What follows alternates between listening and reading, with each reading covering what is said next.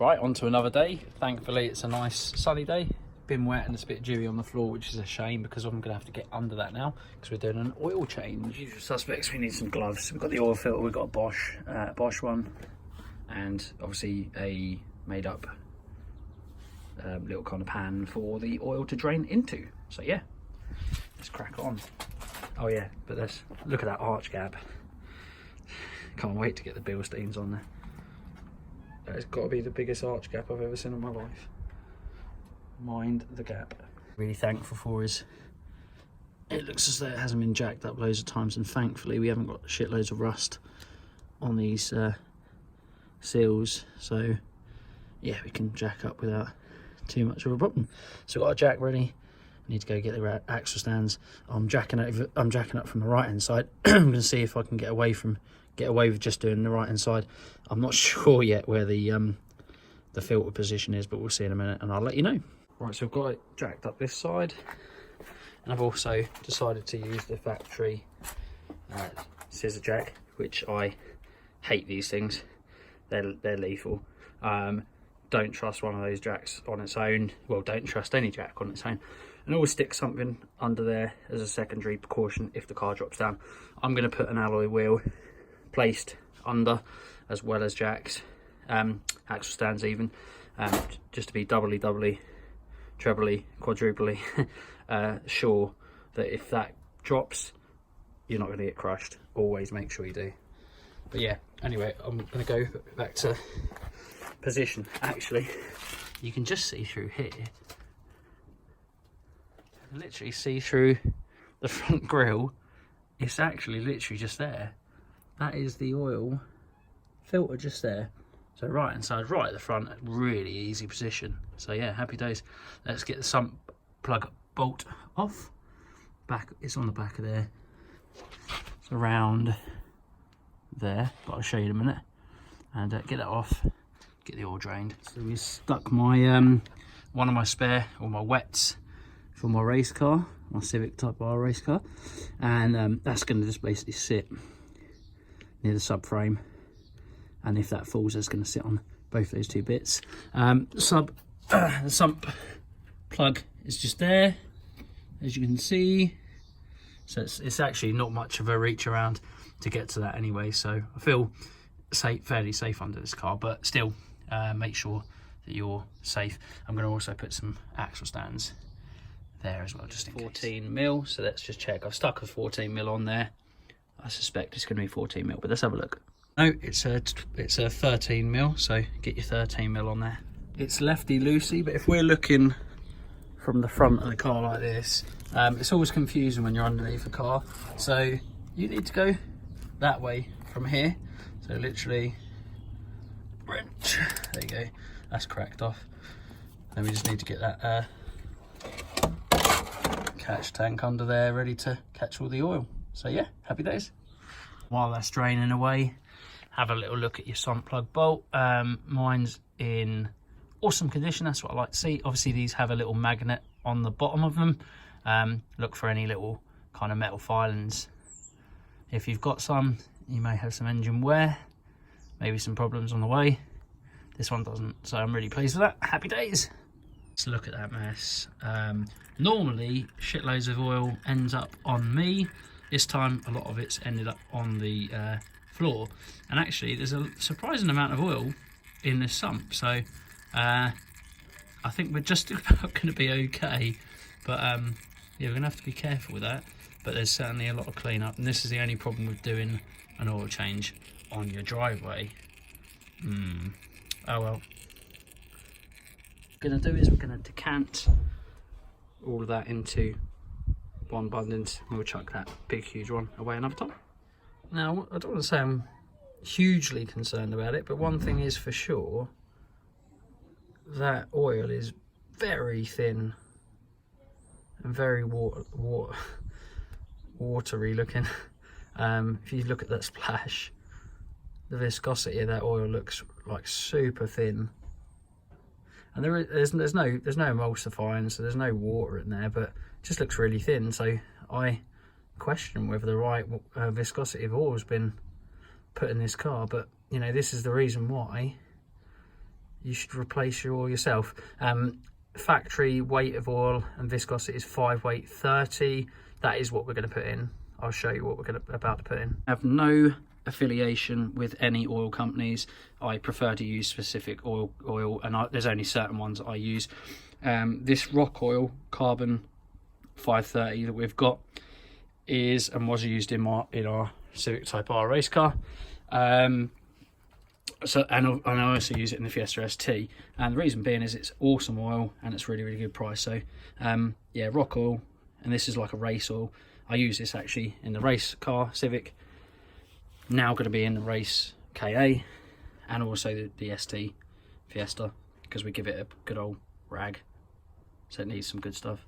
So I've also used Miller's before, which I really rate. A little bit more money than this, but it's also really good quality stuff. In the Supra, I actually only use Motul race oil, which is super expensive, but the motor in the Supra is super expensive, so that's why I use the Motul race. But this is an awesome oil for the money, carbon competition, like a race spec carbon 530. That's what's going to go in here, and two right and all, because at the end of the day it is going to be a race car and it's going to be used for long durations of time in endurance racing, so need to put some of the best stuff in there. So yeah, rate this stuff. Next question is, will we need a wrench for that? I don't think we will, because we should be able to get some good purchase on that, so I don't think we'll need a wrench. I think I should be able to get my hand in there and wrangle that round easy enough. So, well, he says, so fingers crossed. Better take that off, get that off, and get the new one on, new oil in. Look at the mess. Answer is yes, you can do it. I've done it. It's now loose. I'm about to get it off. But one thing I will say is I'm very glad that I've been going to the gym. That was tight as hell. The oil filter that we took off was a Crossland. That's quite a cheap one, but it's the cheapest half decent one, I suppose. They're not that bad. They're an OEM kind of quality, close to OEM quality, should we say. But Bosch stuff you can't go wrong with, because Bosch is absolutely class. So we went for a Bosch. Well, a Duratec 1.3 KA requires, again, it's going to be give or take. If anything, normally on a change it's going to be a little bit less, so be careful, don't overfill it. The Duratec takes 4.1 litres of oil. The Enduro motor takes 3.25, so a lot less. So yeah, we're going to put in probably about 3.5 litres, and that will probably be about enough, but we'll check and recheck, etc., and just make sure the levels are right. If you overfill by a tiny amount, it's absolutely going to be fine. If you overfill by a lot, not good. I'd always say, in my opinion, drain if you overfill it by a mile. So yeah, just keep an eye on that. Finger, and just basically spread an even amount all the way around, just so it's like that. But I'm going to carry on and do that. Make sure you've got a nice little ream of oil around the new oil filter. Like voila, now put it on. Go up and you put your filter back on in there. Just give it a little, all that stuff, and the side of your engine block, not block, sump, wipe down before you put the filter on. Now I'm about to pop that on. Now the question would always be, how tight should an oil filter be? Just do it up really tight. Don't keep wrenching around a stupid amount. As soon as it kind of goes, it feels like it's really tight, just give it a good little extra little wrench, and then leave it at that, and that'll be fine. Now, where you can see the dripping still, which it'll just do that for ages, to be honest with you, unless you are going to just leave it to drip for about an hour, it's not going to stop. So in my opinion, just clean it off as much as you can.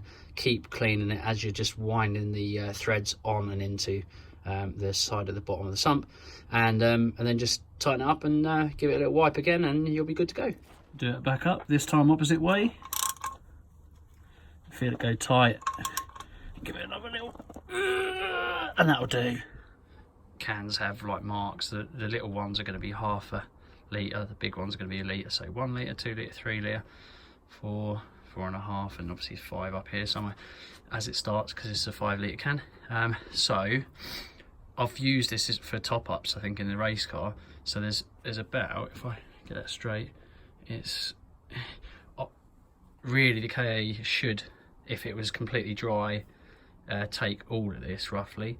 But I think if I go to about there, I'm going to go there to be safe, but I think it'll probably take about there. So it'll probably take 1, 2, 3, 4 litres. Actually, it's probably too much. I reckon if I go there, so I'll empty it till it gets to about there, which is 3.5 litres. It should be about enough. You'll see I've done as I said I would. Just a little top tip. You'll probably see there's some oil residue around here. I still keep on forgetting to buy a bloody funnel.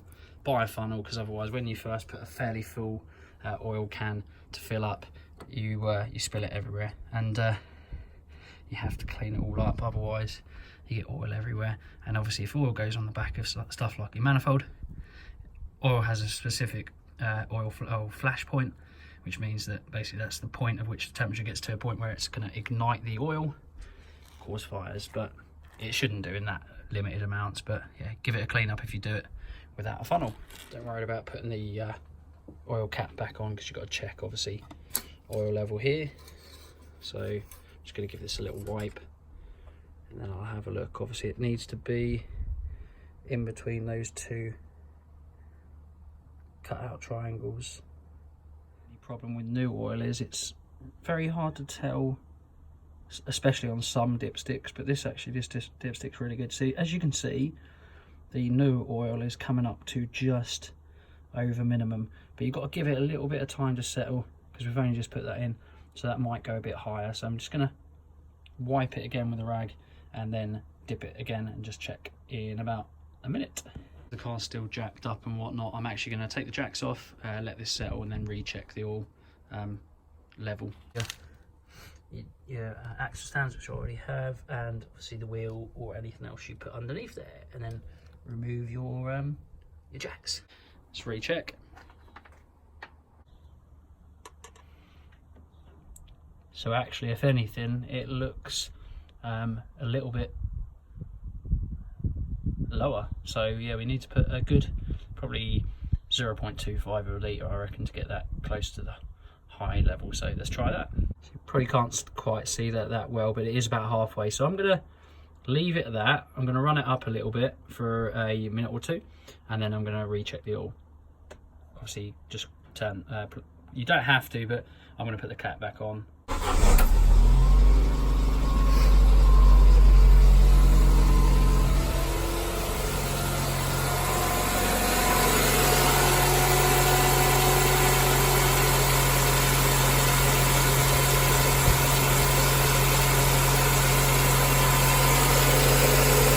Yeah, going to give it 1 or 2 minutes, just let that warm up, let the oil just circulate all through the engine, all through the channels, and then we'll recheck that oil. That engine note though, woo, monster. It's going to be an absolute monster out on track, this beast. Cannot wait. Yes, I'm joking, well, half joking, can't wait, it's going to be so much fun. Awesome. Now it's been warmed up for a couple of minutes, let's check out the oil level again. It may have dropped a bit more, let's have a look. Yeah, you can't probably see that it's actually dropped a hell of a lot, so yeah.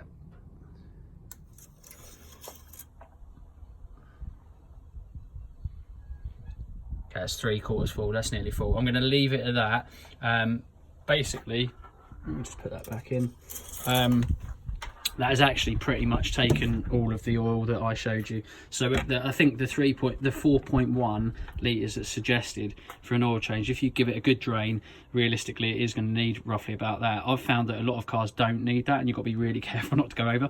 This has taken all of that, so that's good. I like that. More oil in the engine, I think the better. So it's probably got quite a good sump and oil size, I suppose. Oil capacity is probably the better word, but yeah, no, it's so pretty much a good, probably I've used a good 4 litres, that's nearly all in there, so that'll be good for top up. I suspect after driving it or moving it and turning it on a few more times, it'll probably use that last little bit. So yeah, needed all of that, so practically yeah, all of that 4.1 litres, so that's it. But yeah, that is the end of the vlog, guys. Thank you very much for watching. We're all done on this part of the video. Next video is going to be doing what we were going to do, which we couldn't finish off, which was the seats. Going to be suspension, poly bushing. There's loads of stuff coming up. Cage build. It's awesome. I'm really enjoying my kind of time on the KA race car, the EnduroKa. Thanks for watching, guys. As always, like, share, comment, subscribe, and we'll see you again in the next one. Bye for now.